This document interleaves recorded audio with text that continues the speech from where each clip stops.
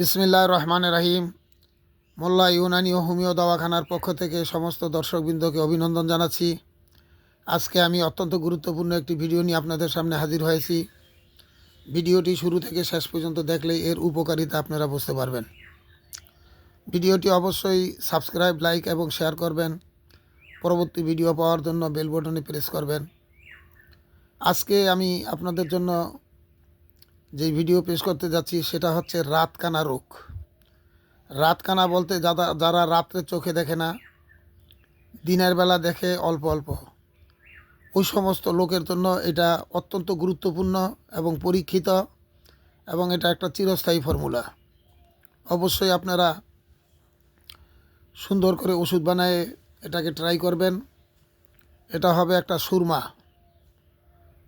যে চোখে দেওয়া হয়, সুরমা দেওয়া সুন্নত, কিন্তু এই সুন্নতের উপর আমল খুব কম হয়, যার কারণে বর্তমানে চোখের বিভিন্ন রকমের সমস্যা দেখা দেয়। আল্লাহর রাসূলও প্রতিদিন সুরমা দিছেন। তো আপনাদেরকে একটা সুরমার ফর্মুলা দিতেছি, আপনারা খুব মনোযোগ দিয়ে দেখেন। প্রথম যে জিনিসটা আমি নিয়েছি এটার নাম হচ্ছে গোলমরিচ। দ্বিতীয় যে জিনিসটা নিয়েছি এটার নাম হচ্ছে দারচিনি, এবং তৃতীয় জিনিসটার নাম হচ্ছে জৈন। এখন আপনাদের কি করতে হবে, এই তিনোটা জিনিসকে সম পরিমাণ নিতে হবে। 10 গ্রাম নেন বা 20 গ্রাম নেন, সম পরিমাণ নিয়ে আলাদা আলাদা পাউডার করে একত্রে মিশ্রিত করতে হবে।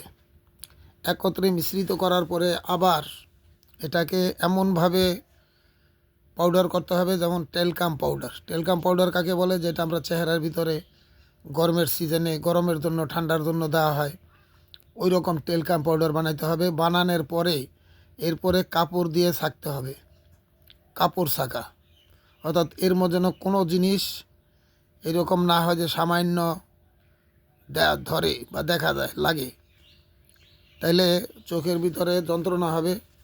এই জন্য এমনভাবে মিহিন করতে হবে যেন একদম সম্পূর্ণটা টেলকাম পাউডার হয়ে যায়। হাত দিলে যেন হাতের ভিতরে কিছু না আসে, এরকমভাবে করতে হবে। যদি কারো বানাইতে সমস্যা হয় বা কেউ বানাইতে না পারেন, তাহলে অবশ্যই যোগাযোগ করবেন, আমি আপনাদেরকে তৈরি করে দেব। ব্যবহারের নিয়ম হচ্ছে প্রতিদিন দিনে 3 বার, সকালে, দুপুরে, রাত্রে। সুরমার যে সলাই আছে, যাদের কাছে নাই তারা সুরমার সলাই কিনে নেবেন। সুরমার সলাইও মিহিন হইতে হবে। ওই সলাইয়ের এক সলাই সকালে, একটা দুপুরে, একটা রাত্রে। সামান্য একটু ধরতে পারে, কিন্তু তার জন্য কোনো প্রেশান হবেন না। হয়তো 2-1 ফোঁটা পানিও পড়তে পারে, কিন্তু চোখ আপনার একদম সাফ হয়ে যাবে, চোখের যন্ত্রণা থাকবে না। চোখের ভিতরে যদি কারো লাল হয়ে যায় এবং কারো চোখ দিয়ে যদি পানি পড়ে, এই সমস্ত ক্ষেত্রে, এবং প্রথম যাদের ছানি হয়েছে, ডাক্তার বলছে ছানি হয়েছে, অল্প কয়দিন হয়েছে, অপারেশন করতে হবে, তো ওই ছানির প্রথম অবস্থায় যদি এটা ব্যবহার করা হয় তো ছানি কাটে যাবে। তো অবশ্যই ভিডিওটি আপনারা ব্যবহার করবেন। এটাকে বানায়, যদি বানাইতে না পারেন তাহলে বানাই না, ওষুধ, কমপ্লিট ওষুধ আপনি পাবেন আমার সাথে যোগাযোগ করলে। তো সবাই ভালো থাকেন, সুস্থ থাকেন। আপনাদের সুস্থতা কামনায় আজকে এখানেই রাখলাম। আসসালামু আলাইকুম।